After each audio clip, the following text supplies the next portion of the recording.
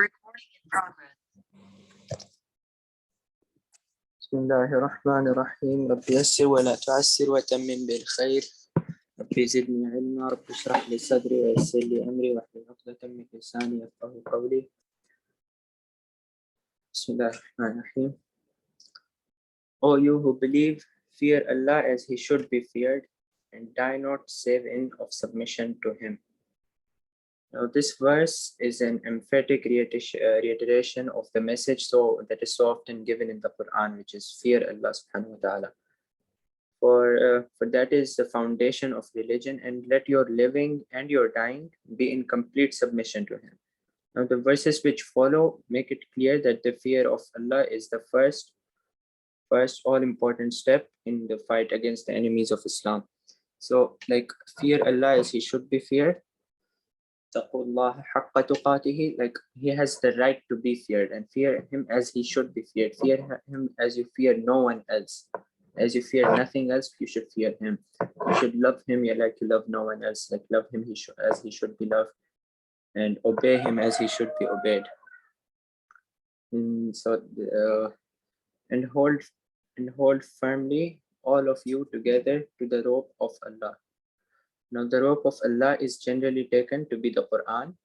So it's a metaphor, a rope which can never break but can slip out of your hands. So this is the key not only to individual salvation but also to the success and security of the Muslim community as a whole. The care must be taken not to read one's own desire and prejudices but into the Holy Book.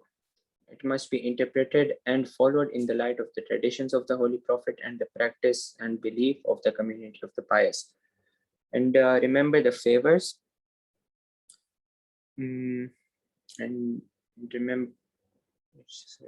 remember the favors to you that you may be guided. Now this and the following verse can be only fully be appreciated in the context of the political and moral degeneration of the pre-Islamic Arabs.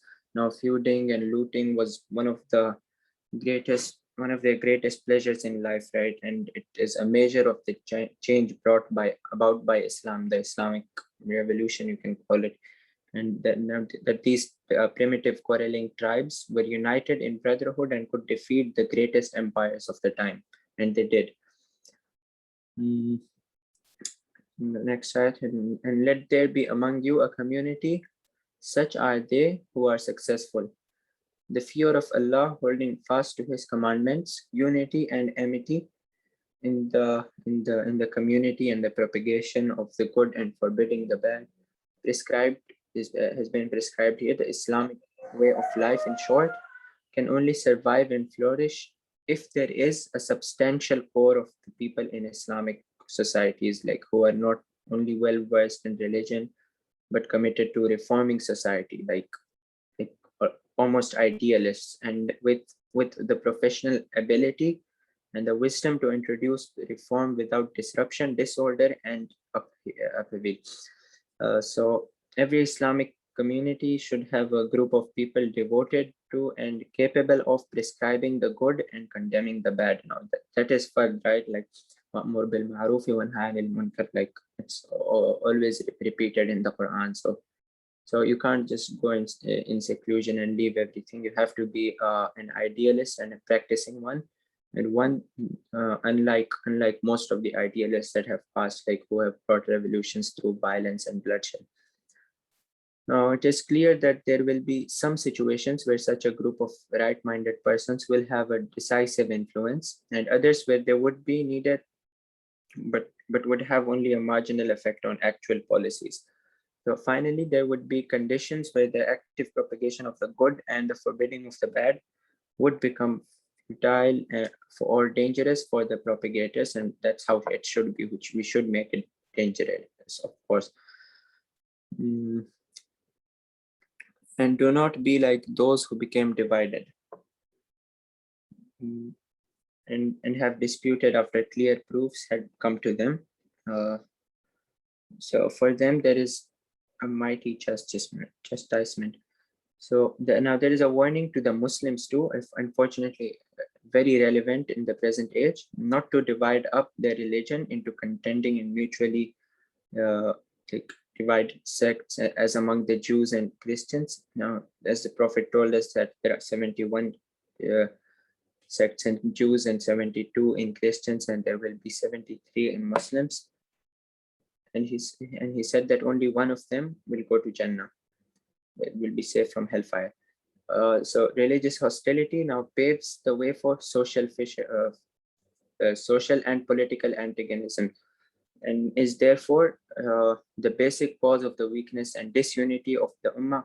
Fortunately, now there are still many in the Ummah who hold fast to the rope of Allah, and so it will be till the end of time.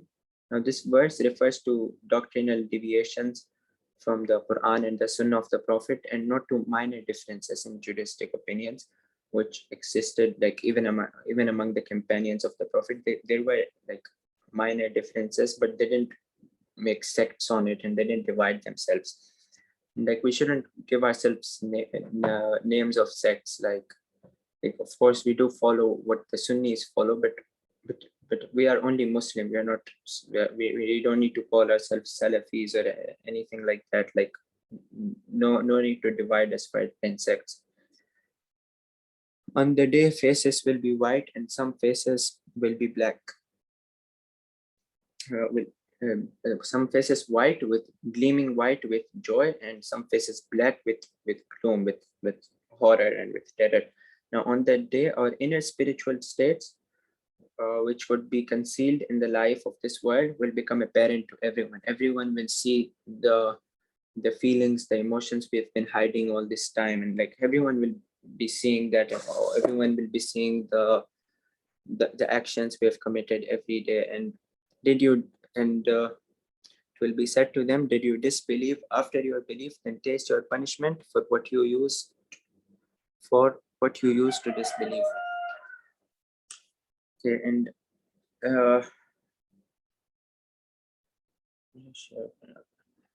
and as for those whose faces will be white, meaning the pious ones who feared Allah as He should be feared, and loved Allah as He should be loved, and obeyed Allah as He should be obeyed, in the mercy of Allah. So they will get the mercy of Allah if they give.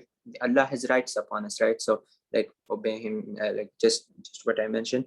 So those who fulfill the rights, Allah will give them His right upon them, which is showing mercy, and they shall abide forever therein. And these are the verses of Allah. Now, ayat not only means verses, but also signs. So, and but here it means verses, and but verses are indeed signs too. So we recite them to you, O Muhammad, in truth, and Allah wants injustice, no injustice to the worlds meaning His creatures. So now Allah is telling us, like, He will give mercy to those whose faces will be so-called white. Like, He will show mercy to them, and He will punish those who disbelieve, those whose faces will become black on that day out of gloom. Now he will show mercy to them, and He will punish them. There is now some people even may disagree and say that this is unjust and this is unfair, but like no one knows what is more just than Al-Hakim, than Allah. No one can, of course, know like that. Then the master of the universe, what is good and what is bad. He defines morality and He defines everything. And to Allah belongs all that is in the heavens and all that is in the earth, and to Allah is the return of all affairs.